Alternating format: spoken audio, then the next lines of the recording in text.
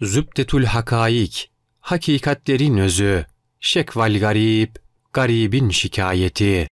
Aynül Kudat el-Hemedani. 9. Fasıl. Allah niçin yarattı? Şayet Allah Teala niçin yaratıyor?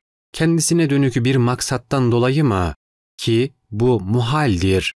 Veyahut maksatsız olarak mı? Ki bu da muhaldir. Yoksa tabı yoluyla mı? Ne var ki Allah Teala da böyle vasıflanmaz şeklinde hatırına bir soru gelirse bilmen gerekir ki bu soru karşısında birçok alim şaşırıp kalmıştır. Bu soru Davud'un aleyhisselam hatırına gelen şu sözle aynıdır. Ey Rabbim, mahlukatı niçin yarattın? O da Davud'a dedi ki, ben bir gizli hazineydim, bilinmeyi sevdim. Allah'tan varlığın sudurunu iktiza eden bu mana, bilinmeyi sevdim şeklinde kinayeli olarak ifade edilmiştir. Bu manayı ariflerden başkasının idrak etmesi düşünülemez. Aklın payına düşen ise mevcudatın varoluşundan hareketle onun varlığına istidlal etmektir. Bu şüphe olmayacak bir şekilde akıl nezdinde Allah'ın cüz'iyatı bildiği tahakkuk ettikten sonra olur. Zira mevcudatın Allah'a istinat ettiği daha sonra onun cüz'iyatı bildiği de tahakkuk ettiğinde şüphesiz akıl için şu husus aşikar olur.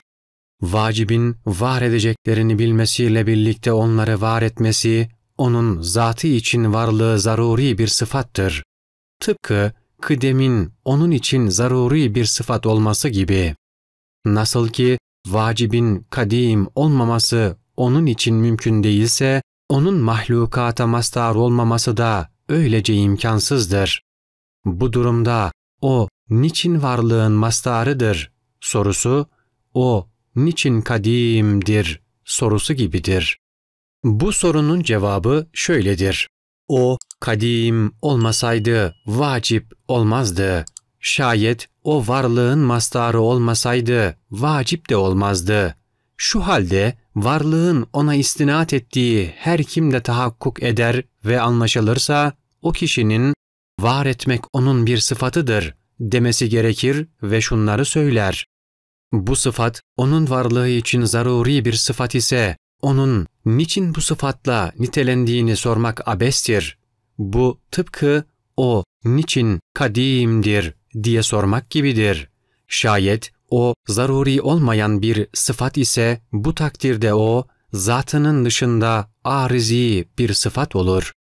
Arizi şeyler de illete muhtaçtır.